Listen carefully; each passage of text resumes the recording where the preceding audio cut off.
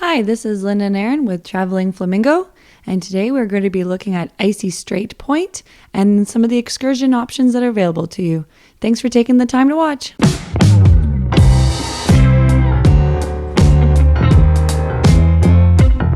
So once you get off of the cruise ship, there's a long sort of gangway that you walk down, and at the end of that gangway you walk into this little area, and this is where you've got a bunch of shops. You've got a restaurant here, there's a restaurant with bar food, and there's also all the excursions. There's also the zip line. The zip lining, which is one of the excursions that we'll get into shortly, ends up right here, right at basically your ship. So you're zip lining from the top of a mountain right into the ship, and it ends right in this little area. And they've got like a little gift shop, and they've got your restaurant. It's a bit of a smokehouse, and they've also got your excursions here.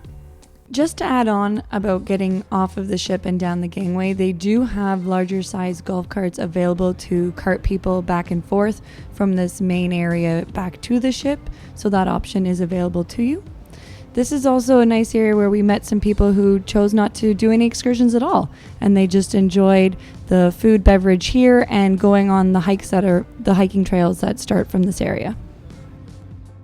Here's an overall map of what the Icy Strait Point area looks like. You can see there the zip lines are those sort of diagonal lines going right down the screen.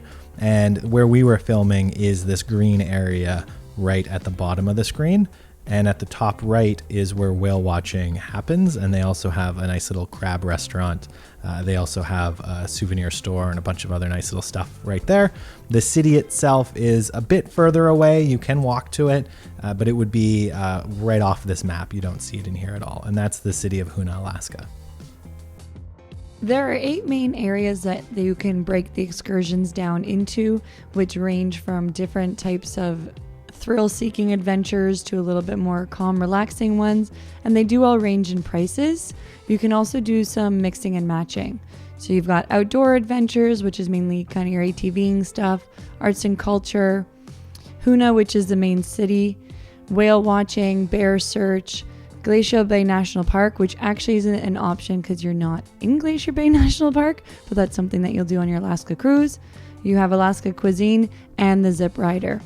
So this is the zip rider that you see right from the main area.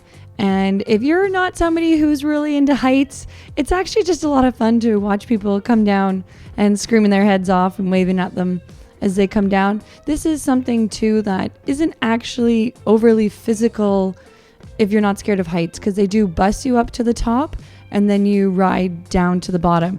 And warning, the bigger you are, the faster you will go. So heads up to that as well.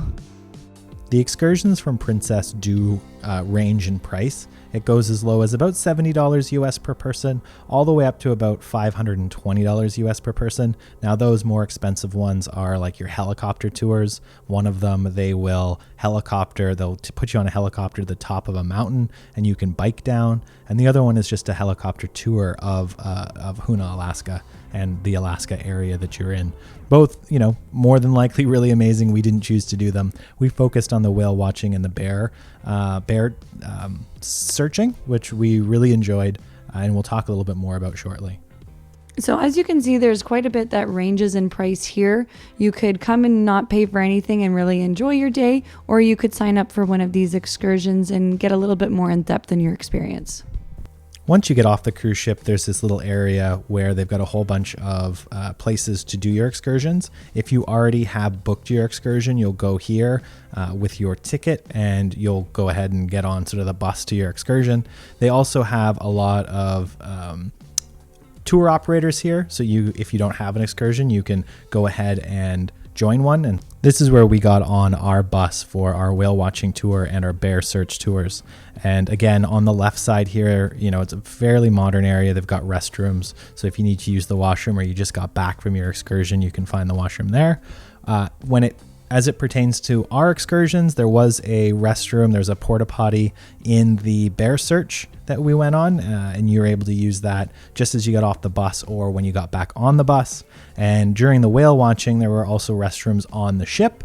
So, fairly, everything here is fairly modern in terms of they've got washrooms and, you're able to access all of those amenities that you'd want to have with you. Once it was time for our excursion to start, they took us all to get on a school bus and took us out to the trail for our bear watching. And it was a well-groomed trail. The tour guide was great in terms of giving you information about what it's like to live there, how they use the land, and some of the foliage that's in the area. We did get to see a couple bald eagles. Now, in terms of actually seeing any bears, we didn't really get to see any at all, and I think it will depend on the type of year. So looking back, we did last minute add on the bear watching tour instead of just doing whale watching that we probably wouldn't do if we went back. After bear watching, we had a little bit of a break, so we went to the Crab Station, which is a seafood restaurant, and Linda went ahead and got some fresh crab, some fresh ocean crab, and they've got a whole bunch of different things you can order here. They had different beers, different drinks, different cocktails you could order, and it's right here on the water, and it's right next to where you board for your whale watching tour, which is just down this little sort of gangway there. It was cool to go in the little crab house there. It's sort of like a quick serve dining, so you go up to the counter, you place your order, and they'll give you a buzzer to go back up and pick your food. It came with a little side of butter for dipping and a little bun, and it was really nice. It's sort of fun to know and look back on that while we were in Alaska. I did get some fresh seafood. So after our lunch there, we went ahead and boarded the fairly large pontoon boat. It is 2 stories, I believe, and it had a front deck where you can step out, and we'll talk a little bit about that shortly. But it was a very nice boat. As I said, there are washrooms on board as well, should you need them. We were out for probably about an hour and a half, I'd say, going out for the whale watching tour, and it was an amazing experience. We really, really enjoyed it. The staff was amazingly friendly. There was a sort of naturalist on the ship as well who would sort of tell you about the area and about the different animals and sort of how the whales, how they live and sort of what to expect. So, there was very, very in depth in terms of what they had. And we went right out there. We passed the cruise ship. And, not too far away from the cruise ship, you're able to see whales. And we'll show you shortly a couple of the pictures that we have of the whales. We did see them doing bubble net feeding. We saw them breaching out of the water, which unfortunately we weren't fast enough to snap a photo of. And we also did see sort of their tails and so forth. And we'll show you those photos in a minute. They do also provide you with binoculars, so while you're sailing out to view the whales, you can see if there's any wildlife on shore. They do have some food for sale in case you're getting a little peckish, and they actually had free hot chocolate, which I most definitely enjoyed as temperatures can rise and fall with sun and temperature changes. The whale watching was definitely a highlight of the trip for us, and especially in Icy Strait. If you are planning on doing whale watching on your cruise, we recommend doing it here.